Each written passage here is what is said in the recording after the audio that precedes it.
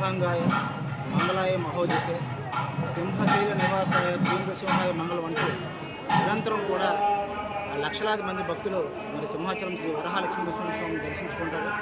మరి అందులో భాగంగానే ఆషాఢ పౌర్ణమిని పురస్కరించుకొని ఈ నెల 20న గిరి ప్రదక్షిణ ఉత్సవం అత్యంత వైభవంగా జరగనుంది. ప్రతి ఏటా సాంప్రదాయబద్ధంగా శాస్త్రోక్తంగా నిర్వహించే ఈ ఉత్సవాన్ని ఈ ఏడాది కూడా అత్యంత వైభవంగా నిర్వహించేందుకు ఆలయ వర్గాలు ఏర్పాట్లు పూర్తి చేశారు. మరి పురాణ ఇతిహాస కథనాల ప్రకారం గిరి ప్రదక్షిణకు అత్యంత ప్రాచుర్యం ఉంది. సింహం ఆకారంలో ఉన్న సింహగిరి చుట్టూ ప్రదక్షిణ చేస్తే మరి భక్తులకు సర్వ పాపాలు హరించుకుపోయి వారు కోరుకున్న కోరికలు నెరవేరుతాయని, అదేవిధంగా భోగభాగ్యాలు కలుగుతాయన్నది అప్పన్న భక్తకోటి ప్రగాఢ విశ్వాసం. అంతేకాకుండా మరి మరో కథ కూడా ప్రాచుర్యంలో ఉంది. సింహగిరి ప్రదక్షిణ చేస్తే భూఫల ప్రదక్షిణతో సమానం అంటారు. అంటే భూమండలం చుట్టూ కూడా ప్రదక్షిణ చేసినంత పుణ్యం లభిస్తుంది అన్నది పురాణ ఇతిహాస కథనం. అందుకు తగ్గట్లుగానే మరి గిరి ప్రదక్షిణకు రాష్ట్ర స్థాయి ఉత్సవంగా కూడా పేరు పొందింది.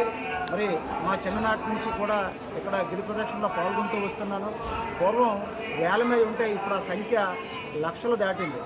ప్రతి ఏటా కూడా లక్షల్లో భక్తుల సంఖ్య పెరుగుతూ వస్తుంది. ఈ నేపథ్యంలోనే ఈ ఏడాది 20న కొండ దిగువన 4 గంటలకు తొలిపావంచ వద్ద అప్పన్న పుష్పరథం ప్రారంభం కానుంది. మరి భక్తులు కూడా తొలిపావంచ వద్ద టెంకాయ కొట్టి కాలినడకన గిరి ప్రదక్షిణ ప్రారంభిస్తారు.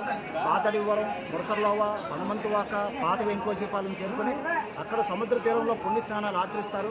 అనంతరం అక్కడి నుంచి బయలుదేరి మరి తిరిగి ఇసుకతోట, హెచ్డి కాలనీ, సీతమ్మధార, మాధవధార మీదుగా గోపాలపట్నం మీదుగా తిరిగి సింహాచలం తొలిపావంచకు చేరుకొని మరి తమ కొబ్బరికాయ కొట్టి గిరి ప్రదక్షిణ పూర్తి చేస్తారు. ఆ తర్వాత సింహగిరిపై కొలువున్న సిరిలోకించే సింహాద్రినాథుడిని దర్శించుకుంటారు. మరి గిరి ప్రదక్షిణకు అత్యధిక శాతం గ్రామీణ ప్రాంతాల నుంచి యువత కూడా పెద్ద ఎత్తున భాగస్వాములు అవుతూ వస్తుంది. మరి అటువంటి ఉత్సవం మరి క్రమేపీ కూడా భవిష్యత్తులో అతి పెద్ద ఉత్సవంగా రూపాంతరం చెందుతుంది. భారతదేశంలోనే సింహాచలం గిరి ప్రదక్షిణ అంటే అతి పెద్ద ఉత్సవంగా ఖ్యాతిని ఆర్జించనుంది. మరి జిల్లా అధికార యంత్రాంగం కూడా ఆలయ వర్గాలు ఈవో గారు కూడా ప్రతిష్టాత్మకంగా తీసుకుని మరి ఏర్పాట్లు చేస్తున్నారు. మరి అదేవిధంగా భీమిలి శాసనసభ్యులు గంటా శ్రీనివాసరావు గారు కూడా నిన్నే సమీక్ష జరిపి భక్తులకు సకల సదుపాయాలు కల్పించాలని చెప్పేసి స్పష్టమైన సూచనలు ఇవ్వడం జరిగింది. మరి ధర్మకర్తల మండలి ప్రత్యేక ఆహ్వానితులుగా, ధర్మకర్తల మండలి సభ్యుడిగా, చందనోత్సవ కమిటీ సభ్యుడిగా ఈ గ్రామంలో పుట్టిన నేను స్వామి సేవ చేసుకునే అవకాశం రావడం నా పూర్వజన్మ సుకృతంగా భావిస్తూ భవిష్యత్తులో కూడా సింహాచలం ఉత్సవాల్లో పెద్ద ఎత్తున లక్షల్లో భక్తులు వస్తున్నారు కాబట్టి వారికి మరిన్ని సదుపాయాలు కల్పించే దిశగా ఆలయ అధికారులు ఇప్పటికే కృషి చేస్తున్నారు. మరి కేంద్రం ప్రవేశపెట్టిన సింహగిరికి పై చేపట్టిన ప్రసాద్ స్కీమ్ కూడా అమల్లోకి వచ్చింది.